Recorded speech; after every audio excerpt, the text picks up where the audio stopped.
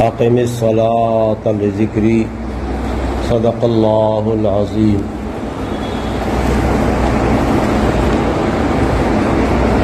اللہ تعالی نے ساری انسانیت پہ رحم فرمایا، انسانوں کو انسانیت کی صفات پر باقی رکھنے کے لیے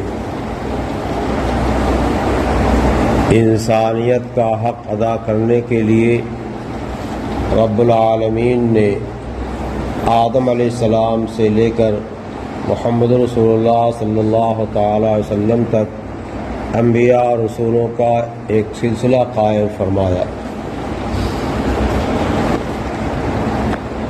انبیاء علیہ السلام نے امت والوں کو ہر ایک کے اپنے انفس کو پہچانوایا، اپنے کو پہچانے گا تو اللہ تعالیٰ کو پہچانے گا۔ ہم اپنے اندر غور کریں گے تو اللہ تعالیٰ تک پہنچ جائیں گے۔ ہمارا یہ وجود، ہمارا ہاتھ، پیر، اعضاء و جوارح، اس کی حرکت، آنکھ کا دیکھنا، زبان کا بولنا، کان کا سننا، دماغ کا سوچنا، دل کا سمجھنا، یہ صفات کہاں سے آئی ہیں؟ جب اس میں ہم غور کریں گے تو معلوم ہوگا کہ ان صفات کو پیدا کرنے والا، عطا کرنے والا کوئی ہے۔ ہر گیا ہے کہ زمین رویت وحدہ لا شریک لا گویت، زمین سے جو سبزہ اگتا ہے اللہ کی تسبیح پڑھتا ہے، اللہ کے وحدہ لا شریک لہ ہونے کو بتاتا ہے۔ اس سبزے کو پکڑیں گے، اس سے پوچھیں گے کہ تو کہاں سے پیدا ہوا، کہاں سے آیا، تو چلتے چلتے آگ، پانی، مٹی، ہوا، یہ وہ سب میں جب پہنچیں گے تو جس سے سبزہ اگا ہے، آگ کی یعنی سورج کی گرمی سے، مٹی سے، ہوا کی خاصیت سے، پانی سے، تو ان چیزوں کو یا عناصر اربعہ کہے جاتے ہیں۔ ان کو کس نے پیدا کیا؟ معلوم ہوگا اللہ نے پیدا کیا۔ دنیا کی کسی چیز کو، عالم کی کسی چیز کو آپ دیکھ کے جب غور کریں گے تو وہ چیز ہمیں اور آپ کو اللہ کی شناخت کرائے گی، اللہ کی پہچان کروائے گی۔ اسی انبیاء علیہ السلام کو اللہ تعالیٰ نے بھیجا۔ اللہ تعالیٰ نے وعدہ لیا تھا اور آدم علیہ السلام کی پشت سے ساری انسانیت کو پیدا فرما کر سوال کیا تھا، الست بربکم، کیا میں تمہارا رب نہیں ہوں؟ سب نے زبان ہو کر کہا تھا آدم کے اولاد نے کہ بلا، یقیناً آپ ہمارے رب ہیں، ضرور آپ ہمارے رب ہیں۔ لیکن انسان اتنے بھیڑ بھلائیاں کے راستے سے آیا ہوا ہے کہ بھول گیا اس کو، تو اللہ تعالیٰ نے انبیاء اور رسولوں کا ایک سلسلہ قائم فرمایا۔ نبی علیہ السلام پہ کتاب نازل فرمائی، پہلے انبیاء پر نازل فرمائی، موسیٰ علیہ السلام پہ تورات نازل کیا، داؤد علیہ السلام پہ زبور نازل کیا، عیسیٰ علیہ السلام پہ انجیل نازل کیا، محمد رسول اللہ صلی اللہ علیہ وسلم پہ قرآن نازل کیا۔ یہ چار کتابیں تو معروف ہیں۔ صحیفے بہت سارے نازل ہوئے، صحیح تعداد کیا ہے صحیفوں کی اور آسمانی کتابوں کی ہمیں پتہ نہیں ہے۔ ان چار کتابوں کا تذکرہ قرآن کریم میں موجود ہے، اس واسطے ہم چار کتابوں کو جانتے ہیں۔ ان چار کتابوں کا تذکرہ نبی پاک محمد رسول اللہ صلی اللہ علیہ وسلم نے فرمایا تو ہم جانتے ہیں۔ قرآن اس وقت دنیا کے اندر ایک ایسی عظیم دولت ہے، اتنی عظیم دولت کوئی نہیں ہے۔ قرآن اللہ تعالیٰ کا کلام ہے، اللہ کی ذات قدیم ہے، اللہ کی صفات قدیم ہے، تو قرآن بھی قدیم ہے، یعنی ہمیشہ سے ہے، ہمیشہ رہے گا۔ جو قرآن اللہ تعالیٰ نے لوح محفوظ میں لکھ رکھا ہے، وہ قرآن جو ہے ہمیشہ سے ہے اور ہمیشہ رہے گا۔ اللہ تعالیٰ کا وہ کلام ہے۔ آگے عقائد کی باتیں جو ہے بہت گنجلک ہیں، ان کو تذکرہ کرنا عام مجموع میں مناسب نہیں ہے۔ بہرحال قرآن اللہ کی کتاب ہے، دنیا جانتی ہے۔ اس قرآن کا ایک ایک حرف، پھر ایک ایک کلمہ کہہ لیجیے، اور ایک پورا قرآن جو ہے وہ اللہ تعالیٰ کی طرف سے آیا ہوا ہے، الفاظ بھی اللہ تعالیٰ کی طرف سے آئے ہوئے ہیں، اور ان کے معانی کو بھی اللہ تعالیٰ نے اپنے نبی پاک صلی اللہ علیہ وسلم کے ذریعے بیان فرمایا۔ وَأَنزَلْنَا إِلَيْكَ الذِّكْرَ تُبَيِّنَ لِلنَّاسِ، آپ پہ قرآن نازل کیا تاکہ آپ اس کو کھول کر کے لوگوں کے سامنے بیان کر دیں، اس کی صحیح شرح و تشریح کر دیں۔ قرآن کا ایک ایک حرف وہ کیا ہے؟ ادب کی جائے ہے اور ادب کرنے کے لائق ہے، اور قرآن کی ایک ایک آیت جو ہے اللہ تعالیٰ کی طرف سے آ کر کے ہمیں بہت سارے علوم کا پتہ دیتی ہے۔ اسی قرآن کریم میں سے ہم نے ایک مختصر سی آیت پڑھی ہے، اقم الصلاۃ لذکری۔ یہ کون کہہ رہا ہے؟ اللہ تعالیٰ کہہ رہے ہیں۔ اللہ تعالیٰ جنہوں نے ہم کو عدم سے وجود بخشا، اور ہماری ساری صفات انہیں اللہ تعالیٰ کی دی ہوئی ہیں۔ ہمارے پاس جو دنیا میں دولت خزانہ ہے، آل اولاد ہے، سب اللہ تعالیٰ کا دیا ہوا ہے۔ اللہ تعالیٰ اولاد نہ دینا چاہے کوئی نہیں دے سکتا ہے۔ اللہ نے اعلان کیا، یہب لمن یشاء اناثا، جس کو خدا چاہتا بیٹیاں بیٹیاں دیتا ہے، وَیَہب لمن یشاء الذُّکُورَ، جسے چاہتا بیٹے ہی بیٹا دیتا ہے، اور یزوجہم ذکرانا و اناثا، جسے خدا چاہتا بیٹے بیٹیاں دونوں دیتا ہے، وَیَجْعَلُ مَن یشاء عَقِیمًا، جسے چاہتا ہے بانجھ بنا دیتا ہے، اولاد کی صلاحیت رکھتا ہے۔ جتنی چیزیں ہیں سب اللہ کی دی ہوئی، ہماری اولاد اللہ کی دی ہوئی۔ کوئی چاہے کہ شادی کر کے اولاد حاصل کر لے، ایک شادی کر لے، دو کر لے، تین کر لے، چار کر لے، اللہ نہیں چاہے گا تو نہیں ہوگی۔ کتنوں نے ایک نکاح کیا اولاد نے، دوسرا کیا اولاد نہیں ہوئی، تیسرا کیا اولاد نہیں ہوئی، اور کتنوں کو اولاد اتنی زیادہ مل رہی ہے کہ چاہتے کیا نام کی سلسلہ بند ہو جائے۔ اللہ جس کو دینا چاہتا ہے کوئی روک نہیں سکتا ہے، جسے نہ دینا چاہے کوئی دلا نہیں سکتا ہے۔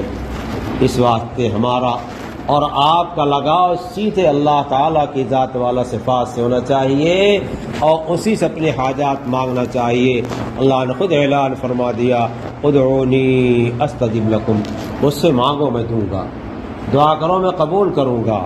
اللہ نے وعدہ کیا ہے، ہمیں مانگنے ڈھنگ ہی نہیں، ہم مانگتے نہیں، ہم تو ان سے دعا کے واسطے کہتے ہیں۔ ارے اپنی حاجت جتنی احاظاری سے ہم خدا کے سامنے بیان کر سکتے ہیں، دوسرا ہماری حاجت کو کیا سمجھے گا؟ اپنی حاجت کو ہم سمجھتے ہیں۔ اللہ تعالیٰ نے اسی کتاب الہی کے اندر جو ہے یہ آیت نازل فرمائی، اقم الصلاۃ لذکری، نماز کو قائم کرو، نماز کو قائم کرو۔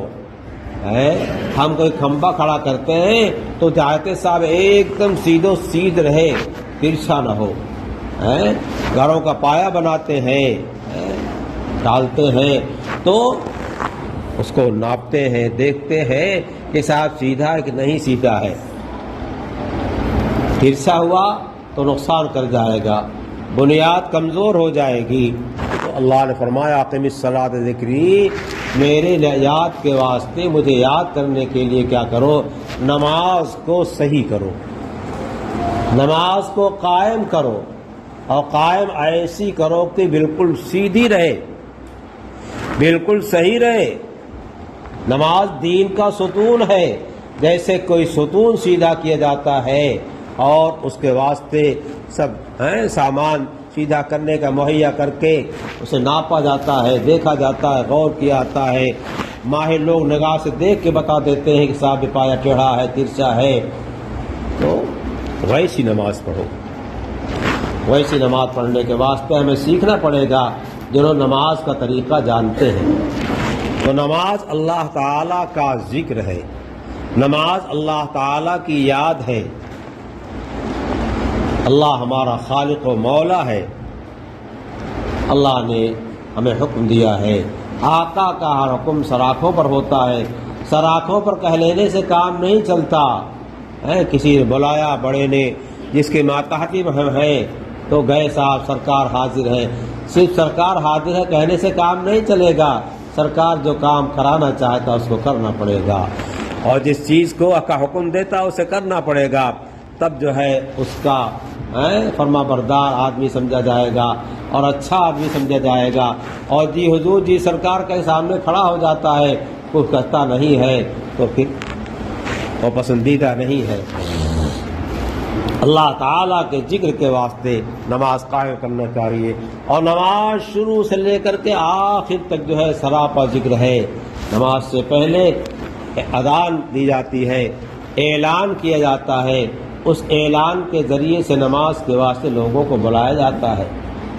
یہ اذان بھی جی اللہ کا عطیہ ہے، اذان بھی اللہ تعالیٰ کا عطیہ ہے۔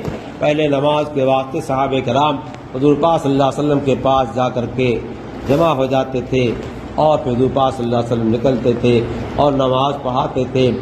کوئی کسی وقت پہنچتا تھا، کوئی کسی وقت پہنچتا تھا۔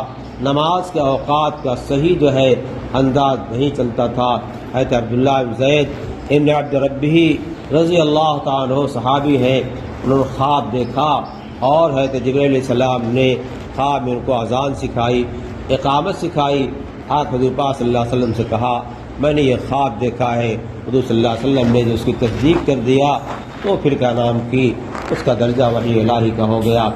آپ نے کہا کہ بلال کو سکھا دو، بتاتے جاؤ وہ اذان کہتے جائیں، کیوں بلال کی آواز اچھی ہے، تیز ہے، اونچی ہے۔ اسی دن پہلے دن بلال مؤذن مقرر کیے گئے ہیں، پہلے دن بلال مؤذن مقرر کیے گئے ہیں، تو یہ اذان ادھر سے آئی ہے۔ تو اب اذان کے ذریعے سے اوقات کا علم ہو جاتا ہے، اذان کے ذریعے سے ہماری مسجد کے اندر نماز کا وقت ہو گیا ہے، اب یہاں جماعت ہوگی۔ وقت میں اللہ نے بہت وسعت رکھا ہے، ظہر کا وقت بہت لمبا ہے، عصر کا وقت بھی ہے، اور مغرب کا ہے، کچھ کم ہے، کسی میں کم کشادگی ہے، کسی میں زیادہ ہے۔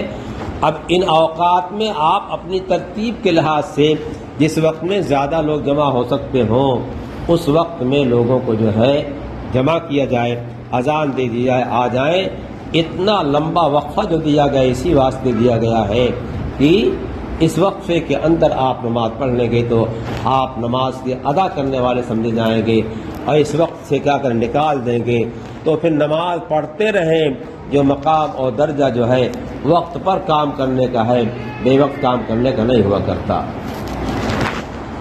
اس واسطے اذان رکھی گئی ہے۔ اور مثلا ایک قصبہ ہے، ایک شہر ہے، وہاں مختلف ایک دکان پہ کئی بھائی رہتے ہیں، اگر نماز کے اوقات کئی جگہ میں تھوڑا 10 منٹ 5 آگے پیچھے رکھا جاتا ہے تو دکان سنبھلتی ہے، اور تین بھائی مثلا ہیں تو تینوں جماعت کے ساتھ نماز پڑھ لیتے ہیں۔ جماعت کے ساتھ نماز پڑھنے کا ثواب کیا ہے؟ حدیث پاک میں آتا ہے ایک نماز کا ثواب جماعت کے ساتھ پڑھنے سے کیا ہوتا ہے 27 گنا بڑھ جاتا ہے، بعض روایتوں میں 25 گنا کا تذکرہ آتا ہے۔ جیسا جس کا اخلاص ہوگا، جیسا لگاؤ اللہ تعالیٰ کے ساتھ ہوگا، اللہ تعالیٰ ویسا ثواب عطا فرمائیں گے۔ مسجدیں تمام جگہوں میں سب سے بہتر جگہ ہے، خیر البقاء المساجد، زمین کے تمام ٹکڑوں میں جو ہے جس ٹکڑے پر زمین کے مسجد بنی ہوئی ہے یہ جگہ سب سے زیادہ معزز اور محترم ہے، اور جس جگہ مسجد بنا دی گئی اور اس کو مسجد کا نام دے دیا گیا تو پھر اب وہ قیامت تک مسجد رہے گی، اس کو گرا کر کے مکان نہیں بنایا جا سکتا، نہیں، اور اس میں دنیا کی باتیں منع ہو جائیں گی اور بہت سارے کام منع ہو جاتے ہیں، اور آدمی مسجد کے اندر آ جاتا ہے تو مسجد کے اندر آنے کے بعد کیفیت بھی بدل جاتی ہے۔ مسجد میں آ کر کے آدمی کیا ہوتا ہے پابند ہو جاتا ہے۔ یہ تھوڑی دیر کے واسطے جو مسجد میں پابند کیا جا رہا ہے اس کے ذریعے سے پوری زندگی کی پابندی سکھائی جا رہی ہے۔ ہم نے اللہ اکبر کہہ کر تحریمہ باندھا، پہلے اذان کہی گئی اور پھر اللہ اکبر سے لے کر السلام علیکم رحمۃ اللہ تک سارا ذکر ہے، اللہ اکبر کہہ تحریمہ باندھا۔ تو اللہ کے رسول صلی اللہ علیہ وسلم نے جس طریقے سے نماز پڑھنا سکھایا، جبرائیل نے امین نے آ کر کے 10 وقت نمازیں پڑھائی ہیں اور نبی پاک صلی اللہ علیہ وسلم کو بتایا ایسے نماز پڑھی جائے گی، اس انداز سے ہم کو نماز پڑھنا ہے، تو اب اسی انداز میں نماز پڑھ رہے ہیں۔ تحریمہ باندھنے کے بعد ہم پابند ہو گئے ہیں کہ جو جبرائیل نے سکھایا ہے اور جو محمد رسول اللہ صلی اللہ علیہ وسلم نے سکھایا ہے وہی تذکرہ کرنا ہے، وہی ذکر کرنا ہے، اسی انداز سے نماز پڑھنی ہے۔ یہ اللہ اکبر جو نماز کا تحریمہ ہے، اور ایک تحریمہ ہم نے اور باندھا ہے کلمہ طیبہ لا الہ الا اللہ محمد رسول اللہ کا۔ اس تحریمہ کے ذریعے سے کیا ہے، ہمیں اپنی پوری زندگی کو اس انداز پہ گزارنا ہے جس انداز پہ اللہ تعالیٰ کی رضا ہے، اللہ چاہتا ہے، جس انداز کو نبی کریم صلی اللہ تعالی وسلم نے ہمیں بتایا ہے، اس وقت سے آج تک بتاتے چلے آئے ہیں۔ نبی کریم صلی اللہ علیہ وسلم نے اعمال ظاہرہ کو بتایا، اور اعمال ظاہرہ کے ساتھ جو ہے قلوب کی اصلاح کی فکر فرمائی، قلوب کی اصلاح کی فکر فرمائی۔ ان اللہ لا ينظر الى صورکم واعمالکم ولکن ينظر الى قلوبکم ونیاتکم۔ کس تعلق کے ساتھ اللہ تعالیٰ کے کس محبت و تعلق کے ساتھ یہ ادا کر رہا ہے اللہ کا حکم، اس کو بجاوری کر رہا ہے، خدا اس کو جانتا ہے۔ منافقین بھی نماز پڑھتے تھے لیکن دکھانے کے واسطے پڑھتے تھے، ان کی نماز کا کوئی اعتبار نہیں، دل کے اندر ایمان نہیں ہے۔ اگر ایمان نہیں ہے تو روزانہ ہزار رکعتیں پڑھتا ہے، ان رکعتوں کو اعتبار نہیں ہے۔ جب تک دل درست نہیں ہے، دل میں ایمان نہیں ہے، دل میں اللہ تعالیٰ کا تعلق، اللہ کی محبت، اللہ سے لگاؤ نہیں ہے، تو پھر کسی چیز کا اعتبار، کسی عمل کے اعتبار نہیں ہے۔ دنیا میں کفار نیک اعمال کرتے ہیں، اس کی وجہ سے ان کو آخرت نفع ہوگا، لیکن جنت میں نہیں جائیں گے، جہنم میں اس کی کچھ عذاب میں تخفیف کر دی جائے گی، یہ علیحدہ ہے، اور اس کے واسطے اور روایات بھی اس پہ دلالت کرتی ہیں۔ لیکن جو ہے جنت میں چلا جائے، یہاں دنیا سے اس ایمان کے ساتھ نہیں گیا ہے، یہ نہیں ہوگا۔ ان اللہ لا یغفر ان یشرک بہ ویغفر ما دون ذلک لمن یشاء، اللہ معاف نہیں کرے گا اگر یہاں شرک کے ساتھ اور کفر ساتھ گئے ہوئی ہے۔ بہرحال نماز کو اللہ تعالیٰ کے واسطے قائم کیجیے، اور نماز اللہ کا ذکر ہے۔ ہم سے نماز میں جو ہے گناہ ہوتا ہے، ہم نماز صحیح انداز میں پڑھ پاتے، اور نماز کے باہر بہت سارے گناہ کرتے رہتے ہیں۔ حدیث پاک میں آتا ہے کہ بزرگ کی روایت ہے رضی اللہ تعالیٰ عنہ، حضور پاک صلی اللہ علیہ وسلم نے ایک درخت کی ٹہنی پکڑی اور اس کو ہلایا، پس جھاڑ میں پتے یوں ہی گرتے رہتے ہیں، ہلایا تو بھر بھر پتے گرنے لگے، تو حضور نے فرمایا آدمی جب 5 وقت نماز پڑھتا ہے وضو کر کے پاکی حاصل کر کے، تو اس کے گناہ ایسے ہی جھڑتے ہیں جیسے درخت سے پتے جھڑ رہے ہیں۔ تو نماز ہمارے گناہوں کی معافی کا ذریعہ ہے، اور نماز ہمارے گناہوں سے صفائی کا ہمارے لیے ذریعہ ہے۔ اس واسطے نماز کو پابندی کے ساتھ پڑھا جائے، مسجدوں میں مرد آ کر پڑھیں، جماعت کی پابندی کریں، عورتیں گھروں کے اندر پڑھیں، اور اس کے ساتھ اپنے گھروں میں آپ بھی نوافل پڑھیے، تلاوت کی ذکر کیجیے، عورتیں بھی نوافل پڑھیں، ذکر کریں۔ اللہ کا حبیب فرمایا اپنے گھروں کو قبرستان نہ بناؤ، لا تجعلوا بیوتکم مقابر، اپنے گھروں کو قبرستان نہ بناؤ۔ قبرستان کا کیا حال ہے خدا معلوم، یہ شہر خاموشاں کیسی بستی ہے، زمین آباد ہو جاتی ہے، ویرانی نہیں جاتی۔ قبرستان میں کتنے مردے دفن ہو گئے، اور کیا نام کی ویرانہ کی ویرانہ، اور یہاں لوگ آباد ہوتے مکان بناتے ہیں تو جنگل بھیگا ہو جاتا ہے، آبادی بن جاتا ہے۔ تو اپنے گھروں کو اللہ کے ذکر سے، اللہ کی یاد سے آباد کیجیے، اپنے اوقات کو اللہ کی یاد سے آباد کیجیے، اور ہر وقت میں اس بات کا انتظار رہنا چاہیے اللہ تعالی ہمیں دیکھ رہا ہے، تو آنکھ کی حرکت صحیح ہوگی، زبان صحیح چلے گی، اعضاء و جوارح صحیح کریں گے، ہماری ہر چال ڈھال صحیح ہوگی، ہمارے دل کے اندر اللہ ہوگا، اور ہمارے ذہن میں اللہ کا استحضار ہوگا، تو گناہ نہیں ہوگا، اور جب گناہ ہوگا تو جلدی سے استغفار کر لیں گے۔